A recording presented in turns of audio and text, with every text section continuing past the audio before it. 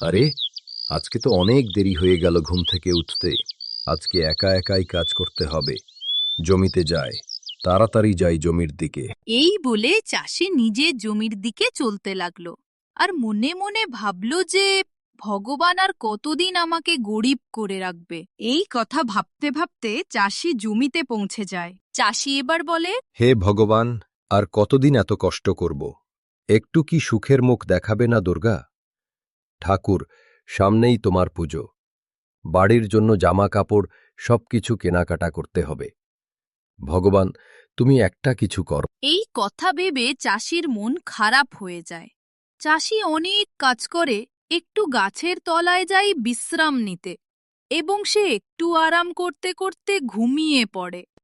হঠাৎ বৃষ্টি নামে বজ্রবিদ্যুৎ সহ এইবার চাষি ভয়ে বাড়ির দিকে দৌড় দেয়।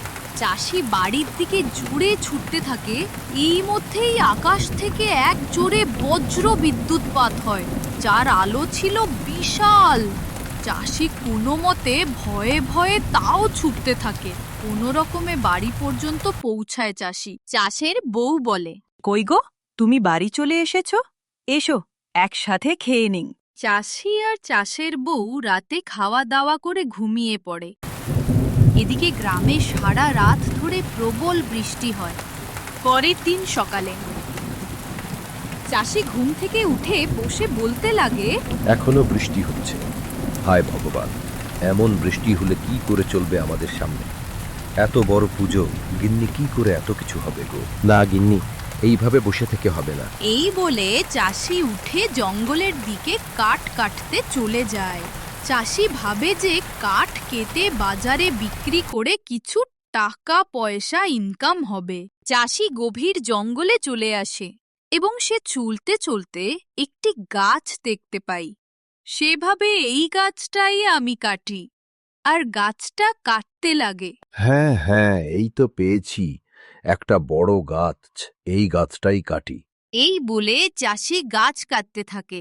সে এক মনোযোগে গাছটি কাটতে থাকে এবং তখনই সেখানে উপস্থিত হয় এক গরু। আর গরু বলে, এই মানুষ তুমি, আমার গাছটা কেন কাটছো? দেখো, এমন করো না, গাছটা তুমি কেটো না। চাষি তো রীতিমতো অবাক যে গরু কথা বলছে, এইটা আবার কেমন করে হয়। তখনই গরু বলে, এই, আমি কোনো এমনি গরু নয়, আমি জাদুর গরু। দেখো চাষি, তুমি আমার গাছটা কেঁদো না। এবার চাষি বলে, দেখো গুরুগাই, যদি আমি গাছটা না কাটি, তাহলে আমি আর আমার বউ আজকে আমাদের না খেয়েই থাকতে হবে। তুমি বলো গুরু ভাই, আমি কি করি? এবার গরু বলে, আচ্ছা ঠিক আছে, তোমাকে আমি একটা জিনিস দিচ্ছি, কিন্তু হ্যাঁ, তুমি এই কথাটা কাউকে বলবে না। যদি আমার কথা রাখো, তাহলেই আমি তোমাকে এই অমূল্য গুপ্তধনটি দেব। কি বলছো চাষি? ভেবে বল। চাষি ভেবে বলে। আচ্ছা গুরু ভাই, আমি তোমার শর্তে রাজি আছি। চাষির মুখ থেকে এই কথা শুনে গরু তাকে জাদুর থলি কি দিয়ে দেয়, আর গরু সেখান থেকে চলে যায়। এবার চাষি বলে, আর কাঠ কেটে কি হবে? এবার বাড়ি যাই, যাই গিয়ে গিন্নিকে ঘটনাটা খুলে বলি। চাষি এই ভাবতে ভাবতে বাড়ির দিকে চলতে থাকে এবং এবার চাষি ভাবে যে ভগবান মুখ তুলে তাকিয়েছে।